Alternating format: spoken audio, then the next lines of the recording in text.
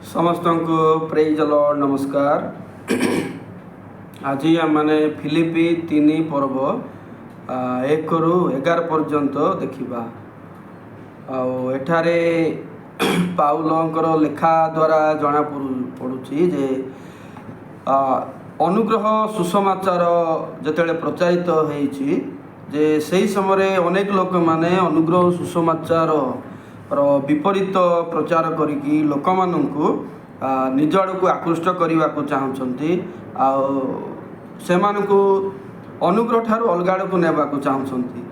तेणु एठारे आम जानीपारुछु जे से प्रकार विषय वर्णित अच्छी से फिलिपी 3:2 कहूँ कुकुर मानक ठारू सावधान, दुष्ट कार्यकारी मानक ठारू सावधान, सुनतवादी लोक मानक ठारू सावधान।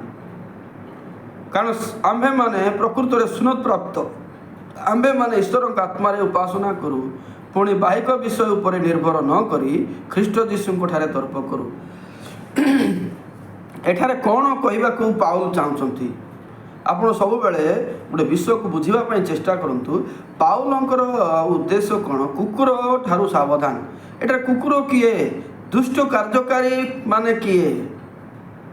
आपण कुकुर माने भावुथिबे जे जो माने मंद कार्य लिप्त अछंती एवं दुष्ट कार्यकारी बोली भावुथिबे जो माने पाप काम सबुदिन करती।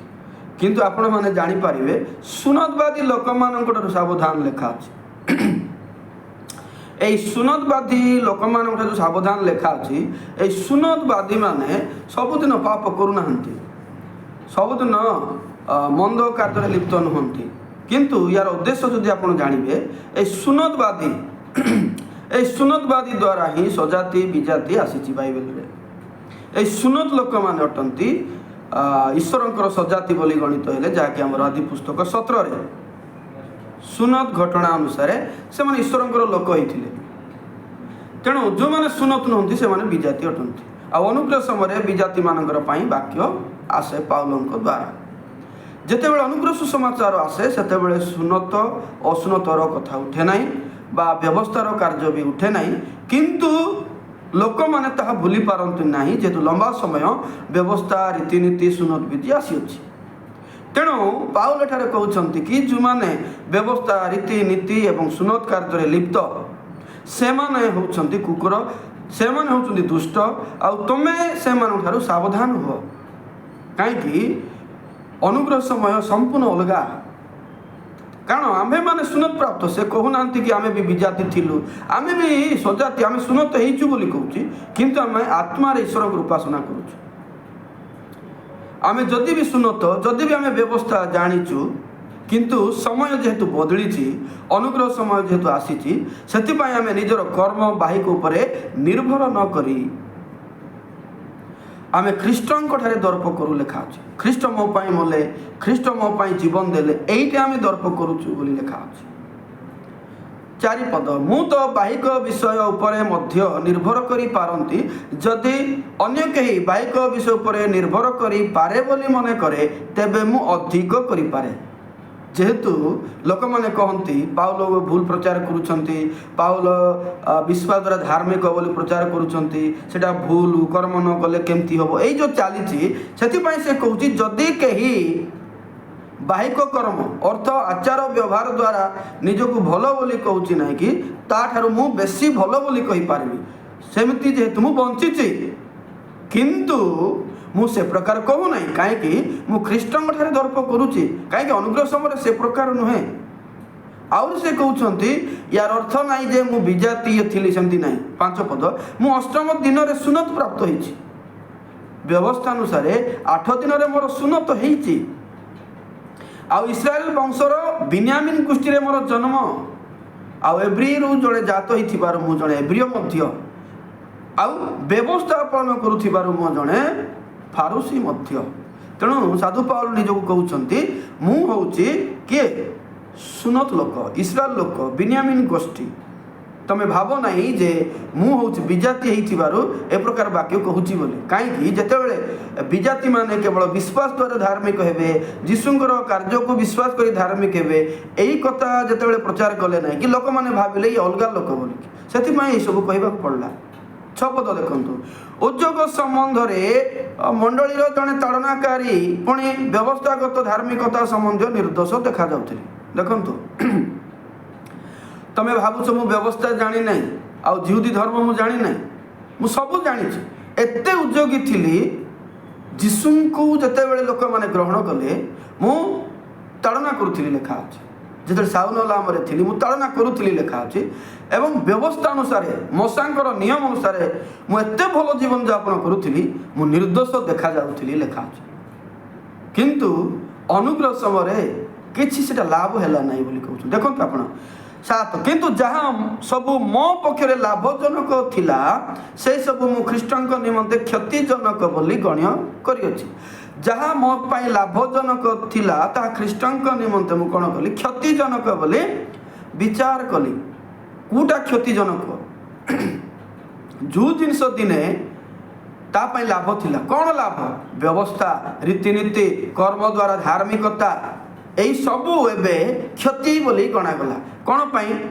ଖ୍ରୀଷ୍ଟ ଯେହେତୁ ମରିଗଲେ, ଖ୍ରୀଷ୍ଟ ଯେତେବେଳେ ମରିଗଲେ, ଖ୍ରୀଷ୍ଟଙ୍କର ମୃତ୍ୟୁ, ସମାଧି, ପୁନରୁତ୍ଥାନ ଦ୍ୱାରା ଯେତେବେଳେ ଜଣେ ଲୋକ ପାପ କ୍ଷମା ପାଇବ, ତା ପାଇଁ ତାହା ହିଁ ଶ୍ରେଷ୍ଠ ହେବ।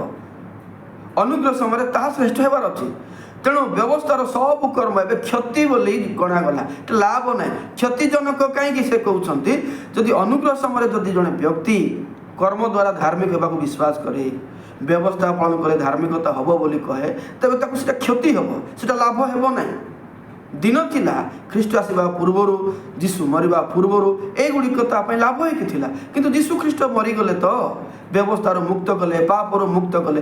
ତେଣୁ ବ୍ୟବସ୍ଥା ଦ୍ୱାରା ଧାର୍ମିକ ହେବା ବିଷୟ ଭଲ ନାହିଁ, ସେଟା କ୍ଷତି ବୋଲି କହୁଛନ୍ତି। 8, ହଁ ପ୍ରକୃତରେ ମୁଁ ମୋର ପ୍ରଭୁ ଯୀଶୁ ଖ୍ରୀଷ୍ଟଙ୍କ ଜ୍ଞାନର ଉତ୍କୃଷ୍ଟତା ନିମନ୍ତେ ସମସ୍ତ ବିଷୟ କ୍ଷତିଜନକ ବୋଲି ଗଣ୍ୟ କରିଅଛି। ଆହୁରି ହଁ ବୋଲି କହୁଛନ୍ତି, ମୁଁ ଯୀଶୁ ଖ୍ରୀଷ୍ଟଙ୍କ ନିମନ୍ତେ, ମୋର ପ୍ରଭୁ ଖ୍ରୀଷ୍ଟ ଯୀଶୁଙ୍କ ଜ୍ଞାନର ଉତ୍କୃଷ୍ଟତା। ଅନୁଗ୍ରହ ସମୟ ମୁଁ କହିଛି କି ନାହିଁ ଜାଣି ନାହିଁ, ଏଇଟା ହେଉଛି ଜ୍ଞାନ। କାହିଁକି ଜ୍ଞାନ କୁହାଯାଏ? ଯେହେତୁ ଅନୁଗ୍ରହ ସୁସମାଚାର ମନୁଷ୍ୟର ଠାରେ କୌଣସିଠାରେ ପ୍ରକାଶିତ ହୋଇନଥିଲା, ଈଶ୍ୱରଙ୍କ ହୃଦୟରେ ଗୁପ୍ତ ଥିଲା। ଗୁପ୍ତ ଥିବାରୁ ଅନୁଗ୍ରହ ସୁସମାଚାରକୁ ଜ୍ଞାନ ବୋଲି କୁହାଯାଏ। ତେଣୁ ଏଠାରେ ପାଉଲ କହୁଛନ୍ତି ଯେ ମୁଁ ମୋର ପ୍ରଭୁ ଖ୍ରୀଷ୍ଟ ଯୀଶୁଙ୍କ ଜ୍ଞାନର ଉତ୍କୃଷ୍ଟତା, ଟିକେ ନାହିଁ ଉଚ୍ଚମାନର ବିଚାରଧାରା ଦ୍ୱାରା ସମସ୍ତ ବିଷୟ ଅର୍ଥାତ୍ ବ୍ୟବସ୍ଥାର ସବୁ ବିଷୟ କ୍ଷତିଜନକ ବୋଲି ଗଣିଅଛି ଏବଂ ତାହାଙ୍କ ନିମନ୍ତେ ମୁଁ ସମସ୍ତ ବିଷୟ କ୍ଷତି ସହ୍ୟ କଲି। ତାହାଙ୍କ ନିମନ୍ତେ ମଧ୍ୟ ମୁଁ କ୍ଷତି ସହ୍ୟ କଲି। କ'ଣ କ୍ଷତି ସହ୍ୟ କଲା? ଯେଉଁ ବ୍ୟବସ୍ଥା ଦ୍ୱାରା ଧାର୍ମିକ ପ୍ରାପ୍ତ ହୋଇଥିଲା, ମୁଁ ଭଲ ଲୋକ ବୋଲି ଭାବୁଥିଲା, ମୁଁ ଠିକ୍ ଲୋକ ବୋଲି ଭାବୁଥିଲା, ଏଇଟା ତ ଛାଡ଼ବା ନାହିଁ, ତାକୁ କ୍ଷତି ହେଇଗଲା। ମାନେ ଏତେ ପରିଶ୍ରମ କରିଛି। ଆପଣ ଜାଣିଛନ୍ତି କି ନାହିଁ ଜାଣିନାହିଁ, ସାଧୁ ପାଉଲ ଜଣେ ଫାରୁସୀ ଥିଲେ। ଆଉ ଫାରୁସୀମାନଙ୍କର ଟିଚର ମାନେ ହେଉଛନ୍ତି ଗମଲିୟ ଲୋକମାନେ। ସେ ଗମଲିୟ ଲୋକଙ୍କ ଠାରୁ ସେ ଶିକ୍ଷା ପାଇଛି। ଗମଲିୟ ଲୋକ କିଏ ଜାଣନ୍ତି କି? ସେମାନେ ହେଉଛନ୍ତି ବ୍ୟବସ୍ଥାର ଲେକ୍ଚର ମାନେ। ସେମାନେ ଯଦି ଆପଣ ଜାଣିନାହାନ୍ତି ମୋତେ କମେଣ୍ଟ କଲେ ମୁଁ ତାର ଉତ୍ତର ଦେବି। ତ ସେ ବ୍ୟବସ୍ଥାର ଲେକ୍ଚର ପାଖରେ ସେ ଟ୍ରେନିଂ କରିଛି, ଲେଖା ଅଛି ବାଇବେଲରେ, ପ୍ରେରିତ ପୁସ୍ତକ 5ରେ ମଧ୍ୟ ଲେଖା ଅଛି। ତ ଏତେ ଜ୍ଞାନ ପାଇଛି, ଏତେ ଶିଖିଛି ବ୍ୟବସ୍ଥା ଦ୍ୱାରା, ଆଉ ନିଜକୁ ଉତ୍ତମ ଦେଖିଛି। ଯଦି ଏବେ ତାକୁ କୁହାହେବ ଯେ ଛାଡ଼ି ଦେଟା ଲାଭ ନାହିଁ, ତେବେ ଛାଡ଼ିବାଟା କ'ଣ କ୍ଷତି ନୁହେଁ କି? କ୍ଷତି। ତଥାପି ମୁଁ ସହିଲି ବୋଲି କହୁଛି। କାହିଁକି? ଖ୍ରୀଷ୍ଟଙ୍କ ନିମନ୍ତେ ଅନୁଗ୍ରହ ସମୟରେ ଏଟା ସହିବାକୁ ପଡ଼ିଲା ମୋତେ ବୋଲି କହୁଛି। ହଁ, ପୁଣି ସେହି ସବୁ ଆବର୍ଜନା ସ୍ୱରୂପ ଗଣ୍ୟ କରେ। ଆବର୍ଜନା, ଦେଖନ୍ତୁ ଆଶ୍ଚର୍ଯ୍ୟ, ସେହି ସବୁ ଆବର୍ଜନା ସ୍ୱରୂପ ମୁଁ ଗଣ୍ୟ କରେ, ଆବର୍ଜନା ସ୍ୱରୂପ ମୁଁ ବିଚାର କଲି ଲେଖା ଅଛି। ମାନେ ସେଟା ମଇଳା ପଦାର୍ଥ, ଆବର୍ଜନା ମାନେ ଆବଶ୍ୟକ ନୁହେଁ, ଏମିତି ବିଚାର କଲି। କେଉଁଟା ଆବର୍ଜନା ବୋଲି ଗଣନା କଲା ସେ? ବ୍ୟବସ୍ଥା, ରୀତିନୀତି, ଯାହାକି ପୁରାତନ ନିୟମ ଅନୁସାରେ ଉତ୍ତମ କର୍ମ ବୋଲି ଗଣାଯାଏ, ଆଉ ସେ କର୍ମ ଦ୍ୱାରା ଲୋକ ଉଦ୍ଧାର ପାଉଥିଲେ, ସେ ବିଷୟକୁ ପାଉଲ ଏଠାରେ ଆବର୍ଜନା ବୋଲି କହୁଛନ୍ତି। ଯେପରି ମୁଁ ଖ୍ରୀଷ୍ଟଙ୍କୁ ଲାଭ କରିପାରେ ଓ ତାହାଙ୍କର ବୋଲି ଜଣାଯାଏ। ଖ୍ରୀଷ୍ଟଙ୍କୁ ଲାଭ କରିବା ପାଇଁ, ତାଙ୍କୁ ଗ୍ରହଣ କରିବା ପାଇଁ ଏ ସମସ୍ତ ବିଷୟ କଲି। ଖ୍ରୀଷ୍ଟରେ ଭାଇ ଭଉଣୀ ମାନେ, ପ୍ରଭୁଙ୍କର ଦାସମାନେ, ଆପଣମାନେ ମୋର କଥା ବିଶ୍ୱାସ କରିବା ଦରକାର ନାହିଁ। କିନ୍ତୁ ଆପଣମାନେ ଜାଣନ୍ତି ବର୍ତ୍ତମାନ ଆପଣ କେଉଁ ସମୟରେ ଅଛନ୍ତି? ଏବେ ବି ବ୍ୟବସ୍ଥାରେ ଅଛନ୍ତି କି? ଏବେ ବି ଚର୍ଚ୍ଚରେ ଆପଣ ବ୍ୟବସ୍ଥା ଲେଖିଦିଅନ୍ତି କି? 10 ଆଜ୍ଞା ଲେଖିଦିଅନ୍ତି କି? ତାହା ପାଳନ କଲେ ହେବ, କର୍ମ ନ କଲେ ହେବ ନାହିଁ। ଆପଣ ଜାକବ ପୁସ୍ତକର କଥା କହନ୍ତି କି? ଜାକବ ପୁସ୍ତକ କ'ଣ ଅନୁଗ୍ରହ ସମୟରେ ଆସେ କି? ଆପଣ ଜାଣିଛନ୍ତି କି? ଜାଣିବାର ଅଛି ସବୁ। ଅନୁଗ୍ରହ ସମୟ କାହାକୁ ନେଇ ଆସିଲା, ଆମେ ସଜାତି ନା ବିଜାତି ଜାଣିଛନ୍ତି କି? ସବୁ ଜାଣିବାକୁ ପଡ଼ିବ, ତେବେ ବାକ୍ୟକୁ ବୁଝିବାକୁ ପଡ଼ିବ। ତେଣୁ ପାଉଲଙ୍କ ସହିତ ଆପଣମାନେ ହାତ ମିଶାଇବାର ଅଛି, ବିଶ୍ୱାସ ଗ୍ରହଣ କରିବାର ଅଛି। ସବୁ ବିଷୟ ଆବର୍ଜନା ହୋଇସାରିଛି। ସେଥିପାଇଁ 9 ପଦ ଦେଖିଲେ, ପୁଣି ବ୍ୟବସ୍ଥା ପାଳନ ହେତୁ ନିଜର ଧାର୍ମିକତା ପ୍ରାପ୍ତ ନ ହୋଇ, ବ୍ୟବସ୍ଥା ପାଳନ ହେତୁ ନିଜର ଧାର୍ମିକତା ପ୍ରାପ୍ତ ନ ହୋଇ, ବରଂ ଯେପରି ଖ୍ରୀଷ୍ଟଙ୍କ ଠାରେ ବିଶ୍ୱାସ ଦ୍ୱାରା ଈଶ୍ୱର ଦତ୍ତ ବିଶ୍ୱାସ ମୂଳକ ଧାର୍ମିକତା ପ୍ରାପ୍ତ ହୁଏ। ବ୍ୟବସ୍ଥା ପାଳନ କରିକି ଯେଉଁମାନେ ଧାର୍ମିକ ହୁଅନ୍ତି, ସେଟା ନିଜର ଧାର୍ମିକତା ବୋଲି ଗ୍ରହଣ କରାଯାଏ, ନିଜର ରୋଜଗାରର ଧାର୍ମିକତା ବୋଲି ଗ୍ରହଣ କରାଯାଏ। ସେଥିପାଇଁ ପାଉଲ କହୁଛନ୍ତି, ବ୍ୟବସ୍ଥା ପାଳନ ଦ୍ୱାରା ନିଜର ଧାର୍ମିକତା ନ ପାଇ କେବଳ ଯୀଶୁଖ୍ରୀଷ୍ଟଙ୍କ ଠାରେ ବିଶ୍ୱାସ ହେତୁ ଈଶ୍ୱର ଦେଇଥିବା ଧାର୍ମିକତା ଯେପରି ପାଇବି, ସେଥିପାଇଁ ସବୁ ଛାଡ଼ିଦେଲି ଲେଖା ଅଛି। ଏବଂ ଯେପରି ମୁଁ ତାହାଙ୍କୁ ତାହାଙ୍କ ପୁନରୁତ୍ଥାନର ଶକ୍ତି ଓ ତାହାଙ୍କ ମୃତ୍ୟୁ ଭୋଗରେ ତାହାଙ୍କ ତୁଲ୍ୟ ହୋଇ ତାହାଙ୍କ ଦୁଃଖ ଭୋଗର ସୌଭାଗିତା ଜ୍ଞାତ ହୁଏ। ଆଉ ଏ ସମସ୍ତ ପାଇଲା ପରେ, ସବୁ ଉଦ୍ଧାର ପାଇଲା ପରେ, ତାଙ୍କର ପୁନରୁତ୍ଥାନକୁ ଶକ୍ତିକୁ ଆଉ ମୃତ୍ୟୁ ଭୋଗର ଦୁଃଖକୁ ମୁଁ ସବୁ ଜାଣିଲା ପରେ, ମୁଁ ମଧ୍ୟ ତାଙ୍କର ଦୁଃଖ ପରି ଦୁଃଖକୁ ଗ୍ରହଣ କରୁଛି। ଅନେକ ଲୋକମାନେ ମୋତେ ତୁଚ୍ଛ କରନ୍ତି, ମୋତେ ଘୃଣା କରନ୍ତି, ମୋତେ ଭୁଲ ବୋଲି କହନ୍ତି, ତଥାପି ମୁଁ କେବେ ବଦଳି ନାହିଁ। ଏଇ ଦୁଃଖ ମୁଁ ସହୁଛି ବୋଲି କହୁଛନ୍ତି। ଖ୍ରୀଷ୍ଟରେ ଭାଇ ଭଉଣୀ, ପ୍ରଭୁଙ୍କର ଦାସମାନେ, ଆପଣ ଆଜି ଲୋକମାନଙ୍କୁ ସନ୍ତୁଷ୍ଟ କରିବା ପାଇଁ ସେବା କରୁଛନ୍ତି କି? ଲୋକମାନେ ଖରାପ ଭାବିଲେ ଏଇ କଥା କହିଲେ ବୋଲି ଭାବୁଛନ୍ତି କି? ଲୋକମାନେ ଖରାପ ଭାବିବାଟା ଆପଣଙ୍କ ପାଇଁ ବଡ଼? ଆପଣ ବାକ୍ୟ ଜାଣିଛନ୍ତି, ତାହା ହେଉଛି ସାନ। ବାକ୍ୟ ହେଉଛି ବଡ଼। ବାକ୍ୟକୁ ବଢ଼ାନ୍ତୁ, ବାକ୍ୟକୁ କୁହନ୍ତୁ। ବାକ୍ୟ ହେଉଛି ସତ୍ୟ। ଏବେ ବ୍ୟବସ୍ଥା ସମୟ ନାହିଁ ପ୍ରିୟ ଭାଇ ଭଉଣୀମାନେ। ଆପଣ ଯେକୌଣସି ବ୍ୟକ୍ତି ହୁଅନ୍ତୁ ନା ନାହିଁ କାହିଁକି, ବ୍ୟବସ୍ଥା ଏବେ ନାହିଁ। ଏବେ ବ୍ୟବସ୍ଥା ଏବେ ସ୍ଥଗିତ କରାଯାଇଛି। ଭବିଷ୍ୟତରେ ଆସିବ, ଭବିଷ୍ୟତରେ ଆସିବ। ଆପଣ ଯଦି କୌଣସି ମୋର ବାକ୍ୟ ଶୁଣିକି ଯଦି ଦ୍ୱନ୍ଦ୍ୱରେ ପଡ଼ନ୍ତି, ଆପଣ ଦୟାକରି କମେଣ୍ଟ କରନ୍ତୁ, କଥା ହେବା। କିନ୍ତୁ ଅନନ୍ତ ସୁରକ୍ଷା ଆପଣ ନିଶ୍ଚିତ କରନ୍ତୁ। ସନ୍ଦେହରେ ବଞ୍ଚନ୍ତୁ ନାହିଁ, ବାକ୍ୟ ବିନା ବଞ୍ଚନ୍ତୁ ନାହିଁ, ବାକ୍ୟ ନ ଜାଣିକି ବଞ୍ଚନ୍ତୁ ନାହିଁ। ଆଉ ବାକ୍ୟ ମଧ୍ୟ ଯେଉଁ ଯାହା ଜାଣିଲେ ବି ତ ହେଲା, ମୁଁ ତ କ'ଣ ବାକ୍ୟ ଜାଣି ନାହିଁ କି, ଏ ପ୍ରକାର ହୁଅନ୍ତୁ ନାହିଁ। ଆପଣଙ୍କର ଭାଗ ଅଛି, ସମୟ ଅଛି, ସେ ଅନୁସାରେ ବାକ୍ୟ ଜାଣିବାକୁ ପଡ଼ିବ। ଆଜିର ଆଲୋଚନା ଆମେ ଦେଖିଲୁ, ବ୍ୟବସ୍ଥା, ରୀତିନୀତି ସବୁ ବିଷୟ ପାଉଲଙ୍କ ଅନୁସାରେ ବର୍ତ୍ତମାନ ଅନୁଗ୍ରହ ସମୟରେ ଆବର୍ଜନା ଆଉ ଦରକାର ନାହିଁ। ଯଦି ଆପଣ ଏବେ ବି ସେ ପ୍ରକାର କରନ୍ତି, ବ୍ୟବସ୍ଥା ଅନୁସାରେ ଚାଲନ୍ତି, ଆପଣ ବଦଳି ଯାଆନ୍ତୁ, ସୁଧରି ଯାଆନ୍ତୁ। ଆଉ ବାକ୍ୟ ଅନୁସାରେ ଅନୁଗ୍ରହ ଦ୍ୱାରା ଯୀଶୁଙ୍କର ମୃତ୍ୟୁ, ସମାଧି, ପୁନରୁତ୍ଥାନ ଦ୍ୱାରା ପରିତ୍ରାଣ ପ୍ରାପ୍ତ ହୁଅନ୍ତୁ। ତେବେ ଆପଣ ନରକକୁ ନ ଯାଇ ସ୍ୱର୍ଗ ଯାଇପାରିବେ, ନଚେତ୍ ଆପଣ ନରକକୁ ଯିବେ।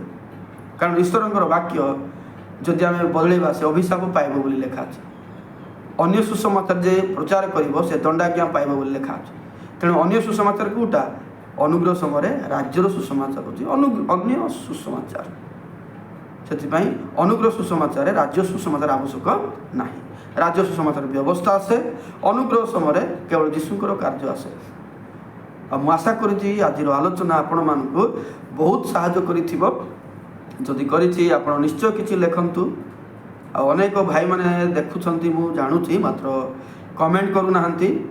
ଅବଶ୍ୟ ଏଇଟା ବ୍ୟକ୍ତିଗତ ଇଚ୍ଛା, କିନ୍ତୁ କମେଣ୍ଟ କରିବା ଦ୍ୱାରା ଆପଣ ଅଧିକ ଜାଣିବାକୁ ଚାହୁଁଛନ୍ତି ବୋଲି ଜଣାପଡ଼ିବେ, ଆଉ ଅଧିକ ଶିଖିବାର ସୁଯୋଗ ବି ପାଇବେ। ଆଉ ଯଦି ନୂଆରେ ଶୁଣୁଛନ୍ତି, ସବସ୍କ୍ରାଇବ୍ କରିକି ଆମର ଚ୍ୟାନେଲ୍ ସହିତ ଆପଣ ଜଡ଼ିତ ରୁହନ୍ତୁ। ଆଜି ପାଇଁ ଏତିକି କହିବି। ସମସ୍ତଙ୍କୁ ନମସ୍କାର। ପ୍ରେଜ୍ ଦ ଲର୍ଡ।